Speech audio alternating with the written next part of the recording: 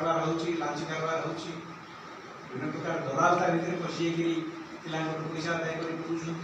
ये जो अव्यवस्था से अव्यवस्था को दूर करवा दरकार कारण ता नला पर्यंत युवक युवती माने गोटे अंधकार मध्य रही भविष्य कौन है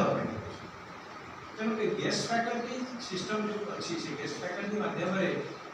घंटा को एति पैसा पीरियड पिछा एति पैसा देकरी गोटे काम चला पाठ या फल कौन उपाय मुझे भावे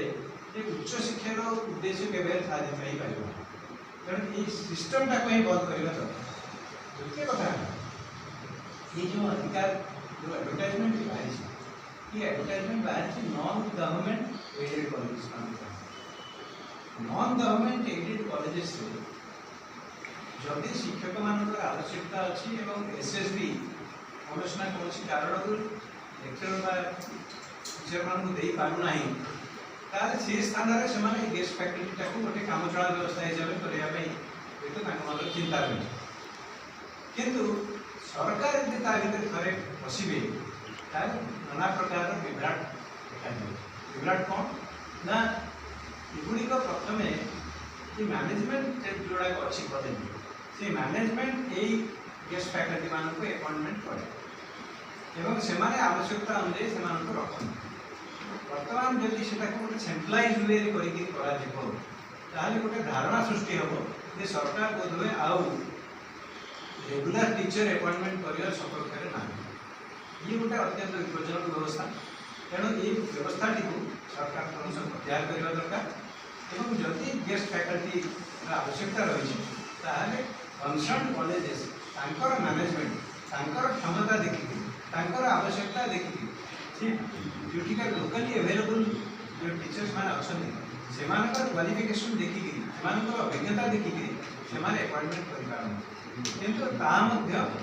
यथा संभव कहला उचित नुहे सरकार रेगुलर टीचर्स एसएसपी माध्यम शीघ्र पढ़ा दरकार से जहाँ जहाँ प्रतिबंधक अच्छी सरकार दूर करने तुरंत पदक्षेप नवा उचित। आज ये प्रेस मीट कर कारण यही जे 2024 मसीहा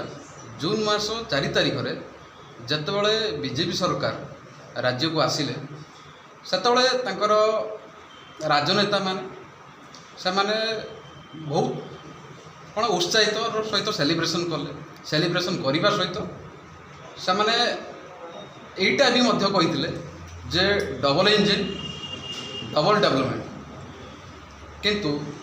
दीर्घ 14 मास पर सेटा आमको आज कौन मिलूँ डबल अपेक्षा और डबल निराशा एवं तांकर महानायक मोहन चरण माझी सार माननीय मुख्यमंत्री सार से निजे भी कहते सेवा ही शासन नो सॉरी शासन नो सेवा ही मूल मंत्र आज्ञा मुझे यही कथा कहवाई क्वेश्चन करने चाहूँगी माननीय मुख्यमंत्री सार को जो सर आम आमर जो एसएसबी लेक्चरर केस उच्च न्यायालय जो विचाराधीन अवस्था अच्छी दीर्घ 19 मास धरी एथपाई आम जहाँ जहाँ पदक्षेप नवा कथा आम नहीं मान्यवर उच्च शिक्षा मंत्री की सूर्यवंशी सुरेश सार आम मीट करूँ आईन मंत्री को मीट करके एप्लिकेशन देचु उच्च शिक्षा मंत्री की मीट करके एप्लिकेशन देचु प्रश्न किंतु काहाको पचारि मु बुझी पारुनी एपर्यंत जो भी अतिथि अध्यापक प्रचलित होउथिला चलीथिला सेई प्रथा रे जेतेबेले युववर्ग माने काम करुथिले सेतेबेले सरकार कहीं भाबिलेनी जे केते दरमारे से माने खटुचंदी एबे किंतु जेतेबेले आमर अवसर प्राप्त मानकु नियुक्ति देवा पई से चाहुचंदी सेतेबेले काहे कि भाबिचंदी तांको 25,000 30,000 50,000 पर्यंत देवा पई सेतेबेले काहे कि युववर्ग कोन खटु नथिले तांको 3,000 5,000 दिन मजुरिया ठू हीनरे तांको खटौथिले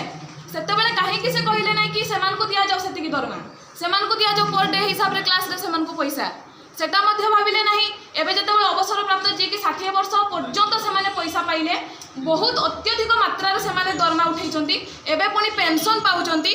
माने 70 ରୁ 80,000 ऊपर पेंशन पाइले ता परे मध्य सेमान को आहुति सुजोग दिया जाउची ଯେତେବେଳେ କି ନା ଆମକୁ ଏସ୍ଏସ୍ବି ର ସୁଯୋଗ ଦିଆଯାଉଛି ନା ଆମକୁ ଅତିଥି ଅଧ୍ୟାପକର ସୁଯୋଗ ଦିଆଯାଉଛି ଆଉ ଯଦି ବି ଦିଆଯାଉଛି ନା ତମେ 3000 ଖଟିବ 5000 ଖଟିବ ଯେମିତି ଲାଗୁଛି ଆମେ ତାଙ୍କ ଘରକୁ ବାସନ ମାଜିବା ପାଇଁ ଯାଉଛୁ ହଁ ନା ତ ଆଜି ଆମେ କାହାକୁ ପ୍ରଶ୍ନ କରିବୁ ଯାହାକୁ ପ୍ରଶ୍ନ କରିବା କଥା ସିଏ ତ ନିଜେ ବସିକିନା କହୁଛନ୍ତି କି ତୁମର ଅବସର ପ୍ରାପ୍ତ ଯେଉଁମାନେ ଅଛନ୍ତି ସେଇମାନେ ଅତିଥି ଅଧ୍ୟାପକ ହେବେ ଅଧ୍ୟାପିକା ହେବେ ଆମେ ଯେଉଁମାନଙ୍କ ପାଖରେ ପାଠ ପଢ଼ିକି ଆସିଛୁ ଯେଉଁମାନେ ରିଟାୟାର୍ଡ ହେଇସାରିଲେଣି ଆଜି ସେମାନେ ପୁଣି ଗାଦିରେ ବସିବେ ସେମାନେ ଚେୟାରରେ ବସିବେ ସେମାନେ ପାଠ ପଢ଼େଇବେ ଆଉ ସେଇଠି ଆମେ ତାଙ୍କ ପାଖରେ ହାତ ପତେଇବୁ ଆଉ ତ ଆପଣମାନେ ଦରମା ପାଉଛନ୍ତି ଆମକୁ ଦିଅନ୍ତୁ ଆମେ ଚଳିବୁ କେମିତି ନା ଆମକୁ ସେ ସରକାର ତାହେଲେ ବିଷ ପିଇବା ପାଇଁ ପଇସା ଦିଅନ୍ତୁ ଆମେ ତ ଯାହା ହେଲେ କରିବୁ ନା ଆମେ ନା ପରିବାର ବସିପାରିବୁ ନା ନିଜକୁ ବସିପାରିବୁ ତାହେଲେ ଆମେ କାହା ପାଖରେ ଯାଇକି ହାତ ପତେଇବୁ ମୋର ଖାଲି ଏତିକି ବିନତି ଯେ ଯଦି କରୁଛନ୍ତି ତାହେଲେ ଠିକ୍ ୱେରେ କାମ କରନ୍ତୁ ଯଦି ଆମ ଯୁବବର୍ଗ ଏତେ ଅଛନ୍ତି ସେମାନଙ୍କୁ ତ ଅଟୋମେଟିକାଲି ଆଗରୁ ଯେତିକି ବି ସମୟ ସୀମା ଦିଆହେଇଥିଲା 60 ବର୍ଷ ପୂର୍ତ୍ତି ହେଇଯାଇଛି ସେମାନେ ତାଙ୍କ କାମ କରି ଦେଖାଇ ସାରିଛନ୍ତି ଆମକୁ ମଧ୍ୟ ସେଇମାନେ ହିଁ ଗଢ଼ି ତୋଳିଛନ୍ତି ଯେଉଁ ଅଧ୍ୟାପକ ଅଧ୍ୟାପିକା ଆଜି ନିଯୁକ୍ତି ହେବା ପାଇଁ ଯାଉଛନ୍ତି ସେମାନେ ଗଢ଼ି ତୋଳିଛନ୍ତି ତାହେଲେ ତାଙ୍କ ଭିତରେ କିଛି କମି ଥିଲା ଆଜି ଆମେ ସେଇ ଜାଗାକୁ ଯାଇପାରୁନାହୁଁ